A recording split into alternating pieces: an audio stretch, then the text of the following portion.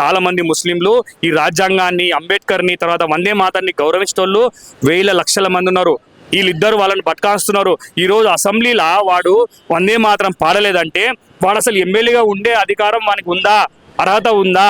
Speaker గారు immediately ఎవరైతే వందే మాత్రంలో పాల్గొనలేరో immediate వాళ్ళని సస్పెండ్ చేయండి. వాళ్ళ శాసన సభ్యత్వాన్ని ఇమ్మీడియట్లీ రద్దు చేయండి. ఈ రాజ్యాంగాన్ని అవమానించారు వాళ్ళు.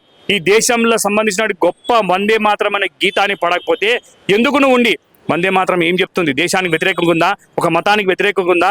ఒక క్యాస్ట్కి వ్యతిరేకంగా ఉందా? వందే మాత్రం అమ్మను గౌరవించమని చెప్తారు. అమ్మకు వందనం చేయమంటారు. నువ్వు పుట్టినటువంటి భూమిని మనం పొద్దున్న లేస్తే దాని భూమి మీద నడుస్తున్నాము, భూమి మీద ఉంటున్నాము. ఈ భూమిని అమ్మ అనుకుంటున్నాం మనం. ఆ అమ్మను వందనం చేయడంలో తప్పేముంది నీకు?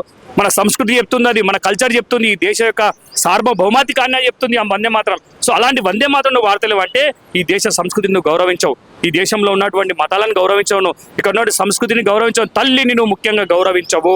కాబట్టే నువ్వు ఈరోజు వందే మాత్రం పాలే. ఖబర్దార్ ఓవైసీ సోదరులారా, మీరు ఇలాంటి ఏమంటారు అది కమ్యూనల్ రాజకీయాలకు మీరు పాడపడకండి. ఇక్కడ ఉన్నటువంటి వాతావరణాన్ని మీరు ఖరాబ్ చేయకండి. ఇది ఒక మంచి అందరూ ప్రేమ భావంతో కులాలు మతాలు రహితంగా ఉంటున్నటువంటి దేశం ఇది. దీంట్లో మీరు రాజకీయ ప్రజల కొరకు మీరు చేయొద్దు, మీరు పోవద్దు, వందే మాత్రం పాడొద్దు, జై హింద్ అనొద్దు, భారత్ మాతకి జై అనొద్దు.